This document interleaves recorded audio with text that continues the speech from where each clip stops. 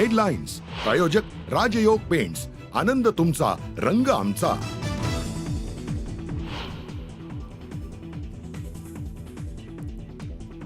उद्याचं मस्साजोगचं आंदोलन 1 दिवसासाठी स्थगित. एसआयटी सीआयडी अधिकाऱ्यांच्या भेटीनंतर धनंजय देशमुख यांची माहिती.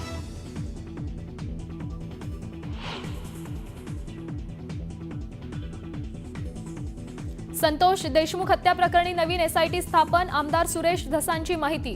आधीच्या एसआयटीतील अधिकारी कराडच्या जवळचे असल्याचा होता आरोप.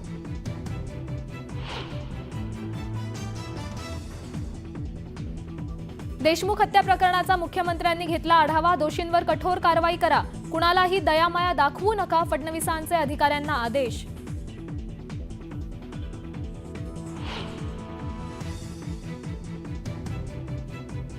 वाल्मिक कराडवर 302चा गुन्हा का दाखल नाही, मनोज जरांगेंचा सवाल.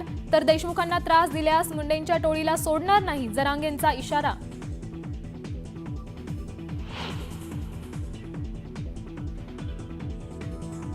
संतोष देशमुख हत्या प्रकरणी देशमुखांच्या पत्नीचा पुरवणी जबाब. न्यूज 18 लोकमतच्या हाती. वाल्मिक कराडने फोनवरून धमकी दिल्याचा देशमुखांच्या पत्नीचा जबाब. कराडाचा पाय आणखी खोलात जाण्याची शक्यता.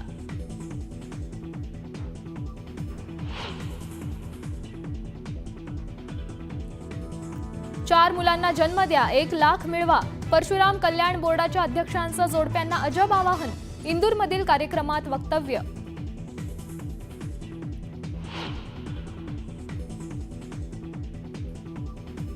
वाहतूक कोंडीत पुण्याचा देशात 3रा तर जगात 4था क्रमांक.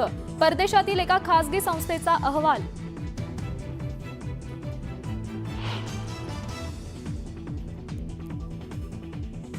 महाराष्ट्रातील सोयाबीन उत्पादक शेतकऱ्यांसाठी आनंदाची बातमी. सोयाबीन खरेदी 31 जानेवारीपर्यंत वाढवण्याचे केंद्रीय कृषी मंत्र्यांचे निर्देश. मुख्यमंत्र्यांच्या विनंतीनंतर निर्णय.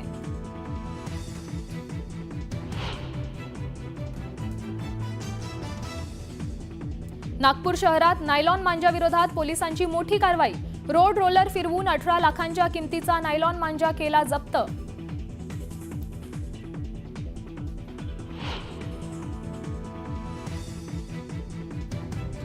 प्रयागराजमधल्या महाकुंभ मेळाव्याला सुरुवात. 44 घाटांवर 1.5 कोटी भाविकांचं स्नान. उद्या होणार शाही स्नान सोहळा.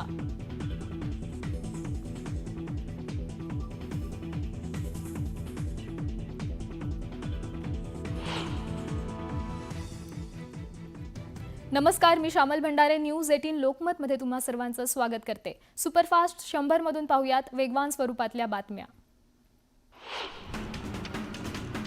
बीड प्रकरणाबाबतच्या तपासात स्थापन केलेली जुनी एसआयटी खारिज करून नवी एसआयटी स्थापन करण्यात आली आहे. देशमुखांच्या परिवारातील सदस्यांनी आधीच्या एसआयटीला विरोध दर्शवला होता.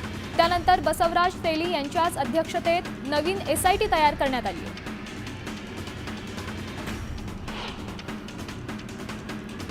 धनंजय देशमुखांनी एसआयटी आणि सीआयडी अधिकाऱ्यांची भेट घेतली. आजच्या बैठकीत समाधानकारक माहिती मिळाली नाही असं धनंजय देशमुख म्हणाले. तपास अधिकारी बसवराज तेली आजच्या बैठकीत नव्हते. ते उद्या तपासाबाबत माहिती देतील. त्यामुळे उद्याचं मस्साजोगचं आंदोलन 1 दिवसासाठी स्थगित करण्यात आल्याचं देशमुख यांनी स्पष्ट केलंय.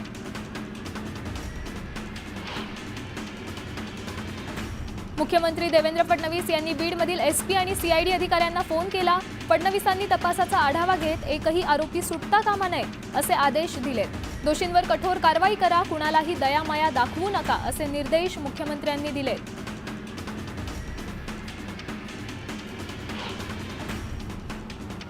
संतोष देशमुख हत्या प्रकरणाचा खटला फास्ट ट्रॅक कोर्टावर चालेल असं आश्वासन उपमुख्यमंत्री एकनाथ शिंदेंनी दिलं. सरकारने कोणत्याही आरोपीला पाठीशी घालणार नाही असंही ते म्हणाले.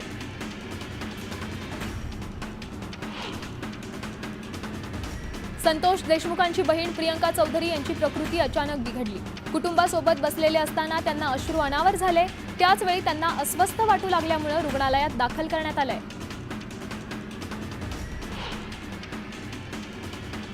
संतोष देशमुख हत्या आणि सोमनाथ सूर्यवंशींच्या मारेकऱ्यांना फाशीची शिक्षा व्हावी यासाठी सकल मराठा समाज आक्रमक झालाय. 19 जानेवारीला छत्रपती संभाजीनगरमध्ये सर्वपक्षीय जनआक्रोश मूकमोर्चा काढण्यात येणार आहे. धनंजय देशमुखांनी पाण्याच्या टाकीवरील आंदोलन मागे घेतलं. जरांगे आणि बीड पोलीस अधीक्षकांच्या विनंतीनंतर धनंजय देशमुखांनी आंदोलनातून माघार घेतली. आम्हाला न्यायाची अपेक्षा आहे. आम्ही न्यायाची भीक मागतोय. माझ्या भावाला मारलं त्या सर्व आरोपींना फाशी द्या अशी मागणी धनंजय देशमुखांनी केली आहे.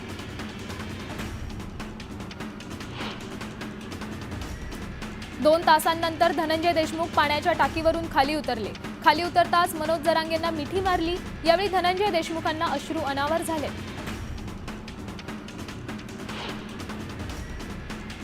बीडच्या मस्साजोगचे सरपंच संतोष देशमुख हत्या प्रकरणी खासदार बजरंग सोनवणेंनी पोलिसांच्या तपासावर प्रश्न उपस्थित केलाय. हत्या डिसेंबरमध्ये झाली तरी याची सुरुवात 28 मे रोजी झाली होती. 28 मे रोजी खंडणी मागण्यात आली होती. या प्रकरणी पोलिसांनी तेव्हाच योग्य ती कारवाई केली असती तर देशमुखांची हत्या झालीच नसती असं सोनवणे म्हणाले.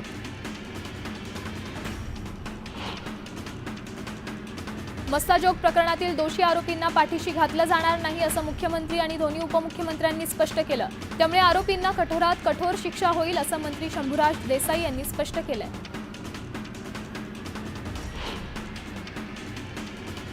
मराठा क्रांती मोर्चाच्या वतीनं धनंजय देशमुख यांचं समर्थन करण्यात आलं. मराठा तरुण मुख्यमंत्र्यांच्या भेटीला गेले. मुख्यमंत्र्यांची भेट न झाल्यामुळे सह्याद्री अतिथीगृहाच्या गेटवरील कर्मचाऱ्यांकडे निवेदन देत त्यांनी ठिय्या आंदोलन केलं. जोपर्यंत निवेदन स्वीकारलं जाणार नाही तोपर्यंत मागे हटणार नाही असा इशारा मराठा तरुणांनी दिलाय. मुख्य सूत्रधार अजूनही मोकाट का? पोलिसांची भूमिका संशयास्पद आहे असा संशय बीडमधील आंदोलक महिलांनी व्यक्त